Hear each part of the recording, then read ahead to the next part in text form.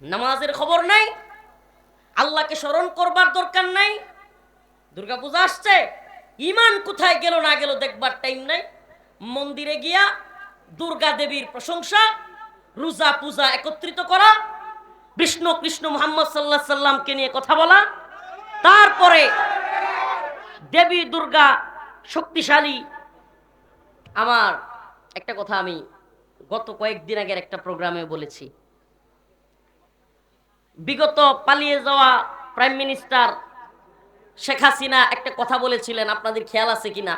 দীর্ঘদিন আগে গজে চড়ে যখন মা দুর্গা আসে তখন নাকি দেশে ফুলে ফসলে ভরে যায়। এটা অনেক আগে, চিৎকার করে নাউজুবিল্লাহ বলছেন, ভালো কথা।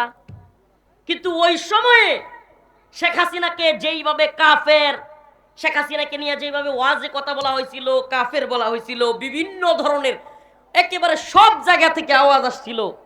এখন যারা আল্লাহর নবীর সাথে বিষ্ণু কৃষ্ণরে তুলনা দিচ্ছে, এখন যারা রোজার সাথে পূজাকে তুলনা দিচ্ছে, এখন যে নেতা দেবী দুর্গা নাকি সমস্ত শুধু হিন্দুদের না সমস্ত মানব জাতির বলতেছে, দেবী দুর্গার শক্তি নাকি অনেক শক্তি, এগুলো যে সমস্ত নেতারা বলতেছে, এইবার আপনার জবান বন্ধ কেন?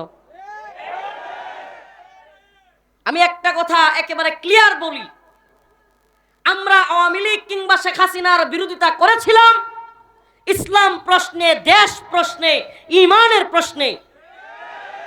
তেমনি ভাবে বর্তমান সময়েও যদি কেউ ইসলাম এবং দ্বীনের প্রশ্নে, দেশের প্রশ্নে ছাড় দেয়, আপোষ করে, হিন্দুত্ববাদীদের দালালি করে, আমেরিকান এজেন্ডা বাস্তবায়ন করতে চায়, আল্লাহর কোরআন অবমাননা হওয়ার পরেও শাস্তি না দিয়া কোরআন অবমাননাকারীর পক্ষ নেই, সালেম হাসিনার তখতে তাউজ যেমন ভাবে নড়ে গিয়েছে তেমনি ভাবে আল্লাহর কোরআন অবমাননার জন্য ডক্টর ইউনূসের গদি কিংবা পরবর্তীতেও যারা আসবে কোরআনের জন্য, দ্বীনের জন্য, তাদের বিরুদ্ধেও আমরা দাঁড়ায় যাব। 1 মিনিট দেরি করব না ইনশাআল্লাহ।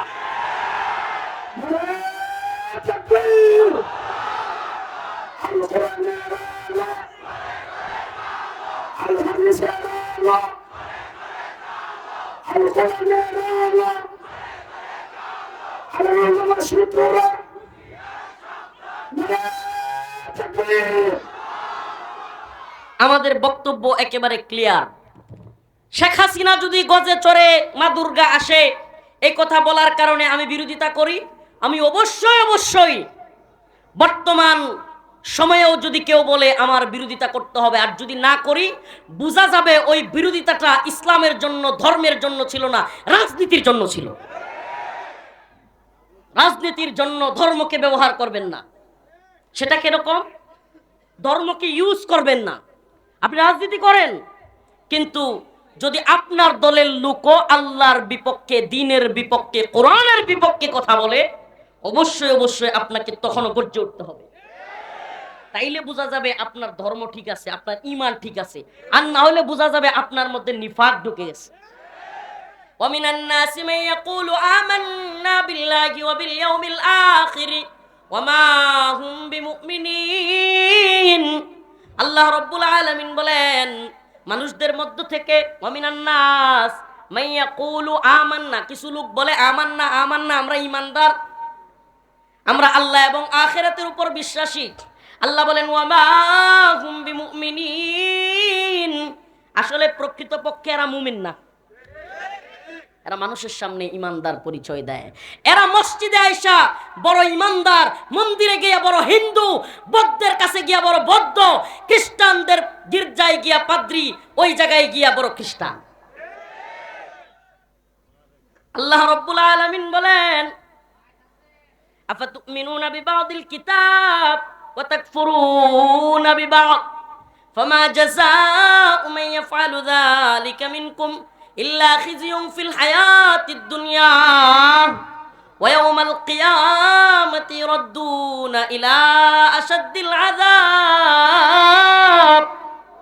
আল্লাহ রাব্বুল আলামিন বলেন আফাতুমিনুনা বিবাদিল কিতাব ওয়া তাকফুরুনা বিবাদ, তোমরা কি এই কোরআনের, এই কিতাবের কিছু অংশের উপর ঈমান আনলা, ওয়া তাকফুরুনা বিবাদ, আর কিছু অংশকে অস্বীকার করলা।